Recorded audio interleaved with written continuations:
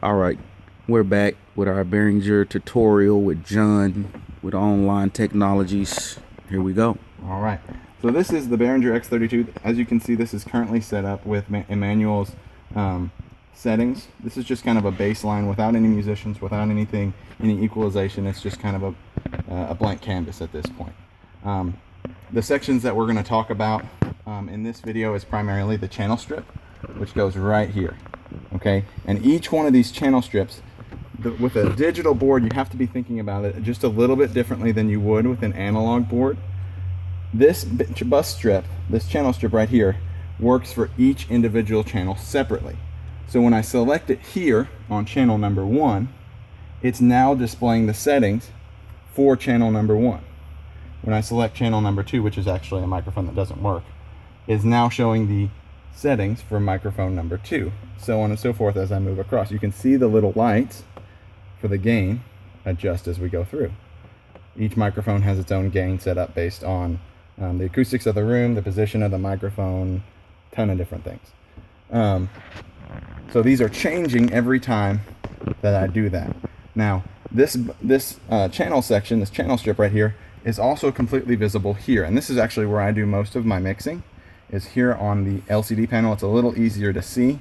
Now if you want that tactile response of a knob turning, you can still do it over there on the bus strip side. So I'm going to just show you just real briefly here.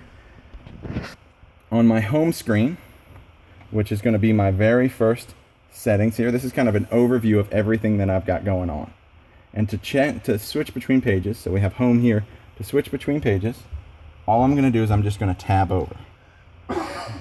And I'm just tabbing over between each section, and you can see home, config, gate, dyn, EQ, sends, and main. Okay, now on our home setting, it's going to give us an overview of absolutely everything, and we can see whether we've got phantom power turned on, phase inversion, we can add delay, low cut filters, our noise gate, our EQ, our compressors, any insert points. We can add effects here if we want to. Output, that's just going to be our overall main volume, and it's also the same as what's over here on the channel strip on the main slider. Those are exactly the same. Okay, so that's the home page. The config page has a lot of the same things that we just saw. It's just a little bit more isolated. So we've got our phantom power, we've got our phase inversion, we've got our gain, our low cut, we've got our routing source, delay, insert point. This is where if you wanted to insert effects, this is where you would do that. And anytime we want to change something, let's say we wanted to adjust our gain, we're just going to go down here to gain, and we would just adjust it. As you can see, it's turning up here. The number is now 38, and it was 26. Okay. It's also going to adjust over here to correspond with what I change over here. So when I adjust that knob, it's going to move. So we have direct feedback there. Okay.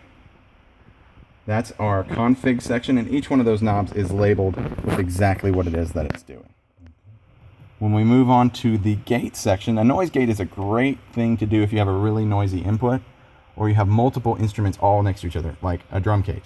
A drum cage is a perfect example of you have a cymbal here, you have a tom here, but you only want specific instruments coming through each individual microphone. What you would do is you would set your threshold. Okay, you would set your threshold to the correct amount.